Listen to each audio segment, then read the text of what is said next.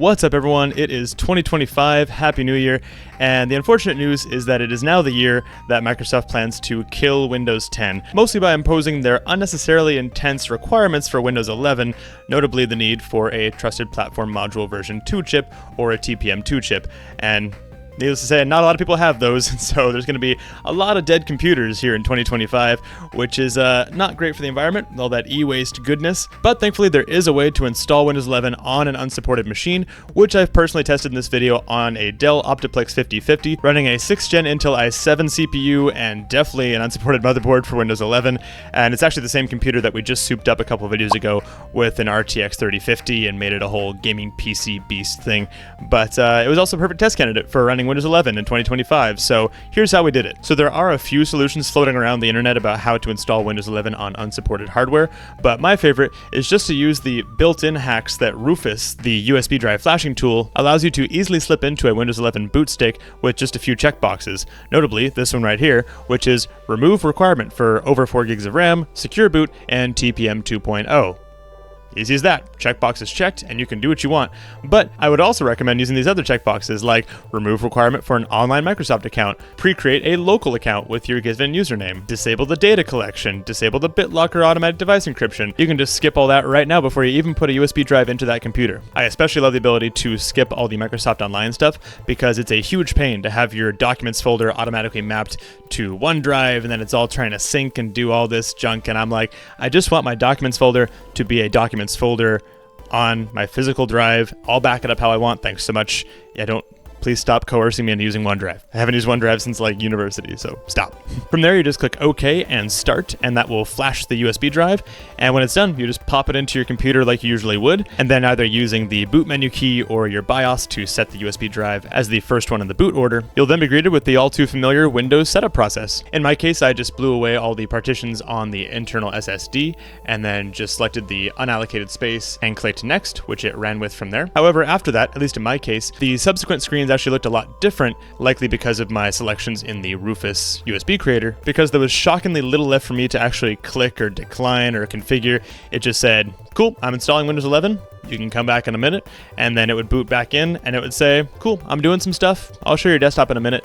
And so it was super hands-off. It was like, give it the right partition, maybe join some Wi-Fi, and they just did the rest like Windows is supposed to. It was actually even easier than if I was installing this on supported hardware with a regular Windows 11 boot stick, so cool. After Windows finally stopped showing me all the "this might take a few minutes" messages, I was finally greeted with my desktop, which was super awesome, given that means we do have Windows 11 installed on unsupported hardware.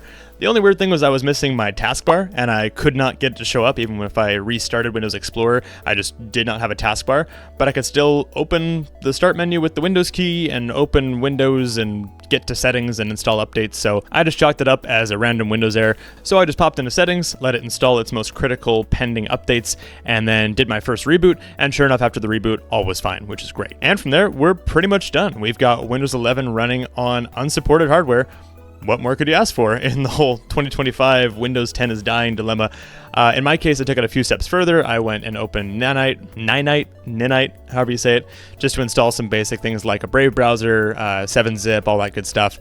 And then I also installed my NVIDIA drivers and, of course, Steam. And this will actually be kind of like a Steam box dedicated console thing. So I went a step further and used a little registry hack to make it auto log in to my local account that I created. And if you're curious how to do that, I'll leave a link in the description. And of course, I also set Steam to open in big picture on boot. That way I can just hit power on the console, or rather computer console, and then it'll fire right up and boot straight into Steam Big Picture, and I'm off to the races. It's funny, you can tell Windows 11 was super fine running on this particular old Dell box because it straight up downloaded a BIOS update from the Windows Update service to update the old unsupported hardware. So yeah, I think Windows is totally fine running on unsupported hardware, and I'm thinking Microsoft might just be hoping for some new license key money this year, so yeah, we'll see how that works out for them. Oh, and Microsoft Store stuff was totally happy and let me install my copy of Forza Horizon 4 and run it, benchmark it, all that good stuff. So yeah, after install, I couldn't find a single thing holding me back. And my Pro copy of Windows 11 even automatically activated because I guess this thing used to have maybe Windows 8 Pro on it or something. So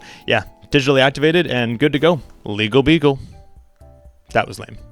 Something I was not able to test was using this modified Windows 11 boot stick to upgrade an existing Windows 10 install, and in theory it should apply the same hacks as it does to install a fresh copy of Windows 11 for the upgrade from Windows 10 to 11, but your mileage may vary, so I recommend maybe testing that in a sandbox, or at the very least, just backing up all your data in advance, and prepare for the possibility that you might just need to copy off your important files from Windows 10, wipe it, and then use this method to install Windows 11 afresh and bring your data back over. But it's not the worst thing, because Windows does thrive on a fresh install every few years, so nothing like a little forced housekeeping to start off the year. And the last thing I should say is that this is obviously not officially condoned by Microsoft, so it should be used at your own risk and will not be covered under their warranty or their support and all that, and there may be compatibility issues on your particular system that I didn't encounter on mine, so take all this with a grain of salt, but I'm just super encouraged that it is at least an option. Hopefully Microsoft doesn't patch out this ability, but